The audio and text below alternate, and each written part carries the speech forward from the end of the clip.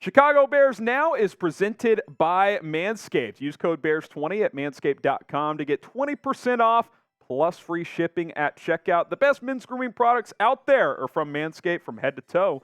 Go check out Manscaped for the best men's grooming products. All right, my name is Harrison Graham. Let's get you caught up on the latest Chicago Bears news coming out of Halas Hall, including some injury updates here. Several players did not practice today. That's been a theme recently. Some guys have been absent. A couple players did return, so we're going to outline that as well. But let's get you caught up on the latest injury report from Bears training camp. These were the DNPs from practice today. Roschon Johnson not out there. He's kind of been in and out. He's missed a decent amount of practice up to this point. Dante Pettis remains on the NFI list. He's done some stuff off to the side some days, but he has not been activated to practice. Joe Reed not out there. He's lower on the depth chart anyway, so lower leverage there. Lucas Patrick did not practice. He left FanFest on Saturday with an undisclosed injury. DeMarcus Walker, he's missed about a week now, so certainly something to monitor there. Actually, he's almost missed 2 weeks, I think, at this point in time.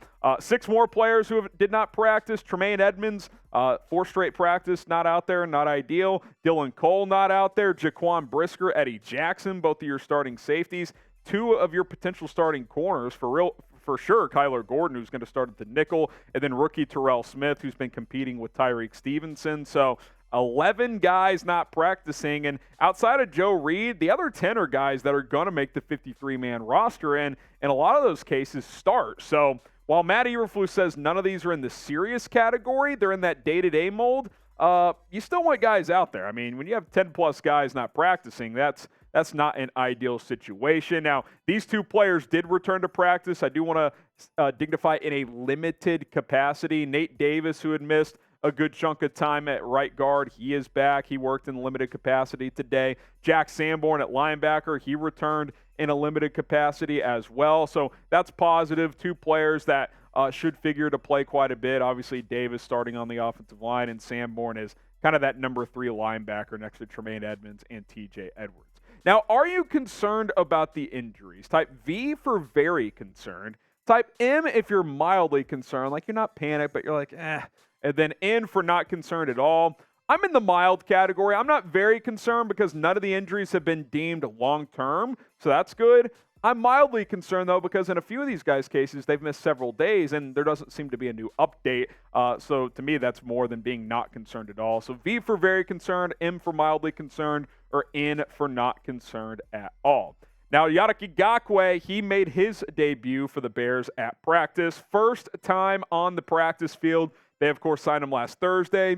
He did his introductory presser on Friday. Then he had to fly home, get some of his stuff, and get moved to Chicago, all that good stuff. And he got in on Monday, which is an off day. And, of course, today, first practice out there. Wasn't a padded practice, but he was out there participating in a limited capacity, like a couple of those players who are coming back from injury. Obviously, there will be a ramp-up period. Eberflus and the strength and conditioning staff have a plan together to kind of ramp him up. I would be shocked if he played in the preseason opener Saturday. And quite frankly, you don't need to see Ngakoue in the preseason if you don't want to. But, maybe you get him some run in the second or third game, but don't need to play him in this one. But I think something that really stands out is the Bears put him as a starting defense edge rusher immediately in their initial unofficial depth chart. So they're not messing around. They know Ngakoue is going to play a big role on this defensive line, a team that struggled to get the quarterback last year. And that's something that he does not struggle with. He can very much provide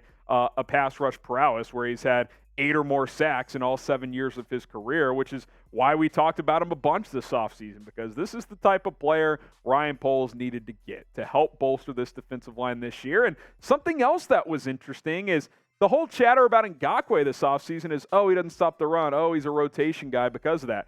Both Matt Eberflus and Alan Williams called him a 3-down player. They expect him to play a lot. They don't think his run deficiencies are as bad as people say. And Ngakoue said, I'm going to prove it this year that I can be a positive in that area. So he's got to go out there and do it. But the point is they did not pay him to be a rotation player. Like, he's going to play, I would say, 70+% of the defensive snaps. So that's exciting to see. Hopefully he can hold his own in the run game and obviously be dynamic as a pass rusher as he has throughout his entire career.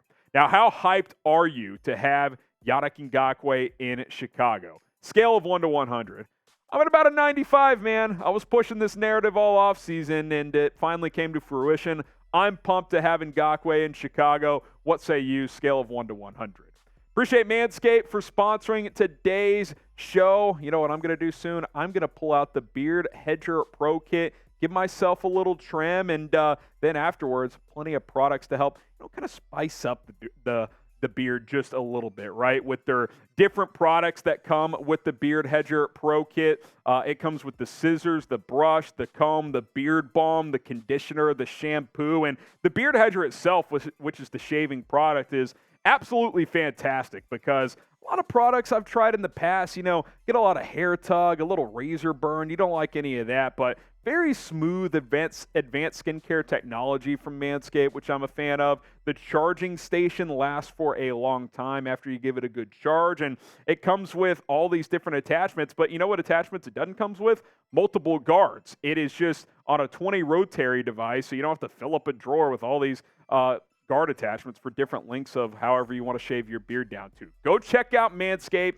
It's still hot as hell. You want to keep that beard nice and groomed, nice and trimmed as well. Promo code BEARS20 to get 20% off at manscaped.com. It's Manscaped. Your balls are going to thank you. Appreciate them for sponsoring today's show. Okay, let's get to some more practice notes here as we continue with today's show. Let's talk about the offense a little bit. Justin Fields, more downfield throwing today, according to reporters who were at practice. The Bears have really zeroed in on with Fields this offseason and in this training camp. Quick passing game. Get the ball out, be accurate. Because you know what he's done pretty well through his first 2 years, even though he's been inconsistent as a passer? Downfield throwing. That was a strength of his coming out of college. That's been a strength of his in the NFL. But he's missed too many layups his first 2 years. Quick throws, slants, screens sometimes, little curls. Hit them on time and on target. That's been a focus. But today they opened it up a little bit more. Took some more downfield shots. He hit some. He missed some. Bears Twitter was freaking out about that. I'm not going to panic about Justin Fields' downfield throwing ability because I've seen him do it consistently through 2 years in the NFL. That's one thing he has done pretty well as a thrower. But obviously you do want to get more of those reps in practice, so you're starting to see that. We'll also see, if we could see it on Saturday, in the preseason opener against the Tennessee Titans. Subscribe and join us on Saturday for our Bears-Titans preseason watch party, as watch parties are so freaking back, baby. I can't wait for this. Game is at 12 Central. I think we're going to go live an hour early. At minimum, it'll be 30 minutes early, but probably an hour. Turn the notifications on after you subscribe so you know exactly when we go live. But we'll get you ready for kickoff. We'll have live play-by-play coverage and analysis and have some fun during the game. And then we'll have a full post-game show as well. Bears, Titans, preseason opener. Don't miss it. Okay, next practice note. Tyler Scott, guys, the rookie wide receiver out of Cincinnati, he gets open a lot. This guy is running double moves. He's beating guys on press coverage. He consistently gets open. If he can fix his drop issues, which that's been a problem, he has dropped a decent amount of passes throughout training camp.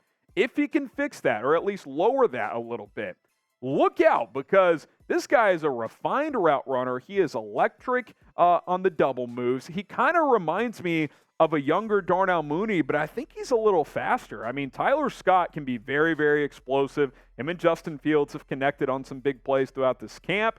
I'm excited to see what the rookie out of Cincinnati can end up doing. Okay, let's get to the next takeaway from practice here. Terrell Lewis. The guy keeps making plays, man. He's kind of been a rotation guy in his career. He's had some injuries, but you know what?